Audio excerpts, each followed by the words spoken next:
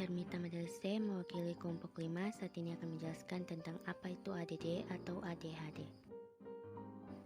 Attention Deficit Disorder atau ADD adalah suatu bentuk kelainan yang membuat seseorang sulit mengontrol tindakannya dan atau mengalami kesulitan untuk fokus pada sesuatu atau sulit memperhatikan suatu kondisi atau wacana.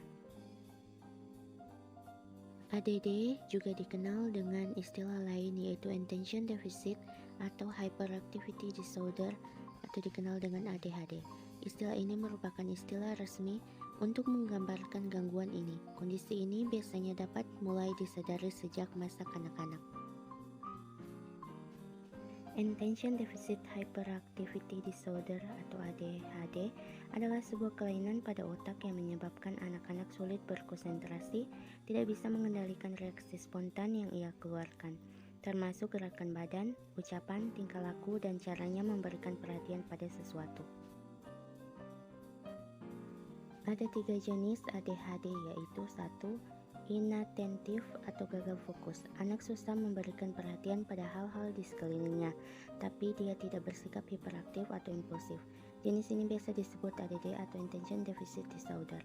Anak dengan ADD cenderung pendiam sehingga gejala yang ia alami tidak terlihat. Biasanya orang sering salah mengira bahwa anak ini bodoh atau malas. Kedua, hiperaktif dan impulsif. Anak yang mengidap ADHD biasanya selalu bersikap hiperaktif dan impulsif terhadap segala hal. Namun, ia tetap bisa memberikan perhatian pada hal-hal di sekitarnya. Ia tak perlu berpikir 2 kali untuk melakukan apapun. 3. Kombinasi dari hiperaktif, impulsif, dan inattentif. Jenis ini adalah yang paling sering ditemukan pada anak pengidap ADHD. Anak memperlihatkan semua gejala ADHD sehingga mudah dideteksi.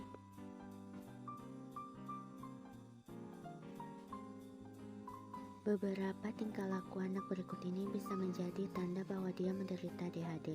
Bergerak secara konstan, selalu menggeliat dengan gelisah, terlihat tidak mendengarkan apa yang Anda katakan, memiliki masalah untuk bermain dengan tenang, sering berbicara berlebihan, memotong pembicaraan orang lain, mudah terganggu konsentrasinya, dan tidak menyelesaikan tugas yang diberikan. Jika anak menunjukkan gejala-gejala tersebut, sebaiknya segera memeriksakannya ke dokter. Dokter akan memeriksa semua gejala yang ditunjukkan oleh anak. Gali lebih dalam gejala yang ditunjukkan oleh anak dari sumber yang berbeda, misalnya seperti guru dan teman di sekolah. Hal ini agar anak bisa mendapatkan diagnosa yang tepat. Penyebab. Umumnya, anak tidak dilahirkan dengan kelainan ini. Anak yang mengidap ADHD adalah mereka yang memiliki penyakit psikologis yang disebabkan oleh sesuatu hal yang membuat anak mengalami syok hingga mengalami psikologisnya terganggu.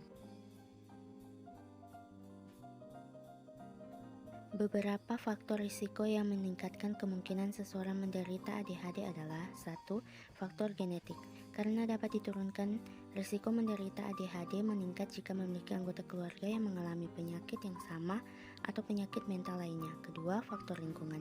Diduga berkaitan dengan paparan timah yang banyak ditemukan dalam cat.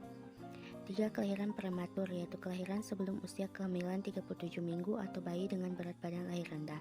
4. Ibu yang menggunakan obat-obatan terlarang mengkonsumsi alkohol atau merokok selama masa kehamilan. 5. Kerusakan atau cedera otak yang dapat terjadi selama masa kehamilan atau pada usia dini. 6. Ketidakseimbangan senyawa otak atau neurotransmitter dalam otak atau gangguan dalam kinerja otak. Meski tidak bisa disembuhkan sepenuhnya, ADHD dapat ditangani dengan beberapa jenis obat dan terapi untuk meredakan gejala-gejala yang timbul, sehingga penderitanya bisa menjalani aktivitas sehari-hari dengan normal. Yang pertama adalah penanganan dengan obat-obatan. Obat yang umum diberikan untuk ADHD adalah methylphenidate. Obat ini bekerja dengan cara menyeimbangkan senyawa kimia pada otak sehingga dapat meredakan gejala ADHD. 2. Penanganan melalui psikoterapi. Penderita ADHD perlu mendapatkan psikoterapi. Selain untuk menangani ADHD, psikoterapi juga berguna untuk mengatasi gangguan mental lain yang menyertai ADHD, misalnya depresi. Orang tua, keluarga, guru, dan pengasuh penderita ADHD juga membutuhkan pengetahuan serta bimbingan agar dapat mendampingi penderita. Oleh karena itu, mereka perlu diberikan program pelatihan khusus. Strategi pembelajaran anak ADD atau ADHD.